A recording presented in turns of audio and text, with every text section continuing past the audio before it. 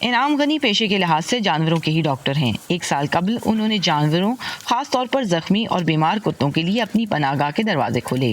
جو ہمیں سب سے زیادہ ایک کرٹیکل سچویشن جو فیس کرنے کو مل رہی تھی وہ اسٹرے ڈاگ سے ریلیٹڈ تھی.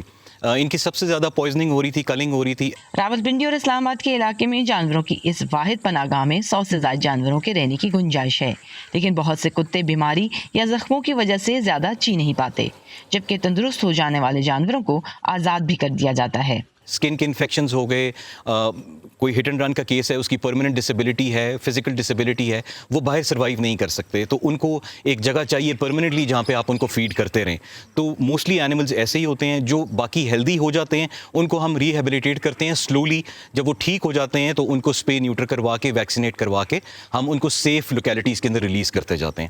اسلام آباد اور راولپنڈی میں لاوارث جانوروں کی تعداد کے حوالے سے ٹھوس سرکاری اعداد و شمار موجود نہیں ہیں. یوں تو ہر سال ہی آوارہ جانوروں کی آبادی کو کنٹرول کرنے کے لیے بہت سے اقدامات کیے جاتے ہیں، لیکن ضلعی حکومت کا کہنا ہے کہ اب کچھ ایسی پالیسی بنائی گئی ہے جس کے بعد آوارہ جانور خاص کر کتوں کی نسل کشی کی ضرورت نہیں پڑے گی. پاکستان اقوام متحدہ کے سسٹینیبل ڈیولپمنٹ گولز کا دستخط کنندہ ہے، جس میں جانوروں کی حفاظت کی شقیں بھی شامل ہیں.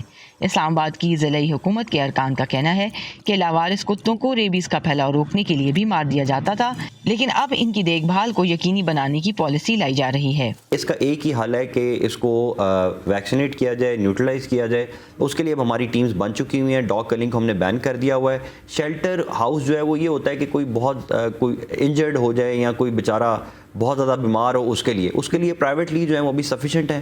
ہم ایک government shelter house for animals بنانے کے لیے کام کر رہے ہیں، اس کے لیے لینڈ آئیڈینٹیفائی کر رہے ہیں. جانوروں کی دیکھ بھال پر آنے والے اخراجات ڈاکٹر انعام اپنی جیب سے ہی ادا کر رہے تھے، لیکن اب انہیں عطیات بھی ملنے لگے ہیں. ڈاکٹر انعام کو امید ہے کہ وہ حکومت کے ساتھ مل کر بھی ایسے اقدامات کر سکیں گے جن سے گلیوں میں بغیر خوراک اور طبی امداد کے پھرنے والے جانوروں کو سہارا مل سکے گا.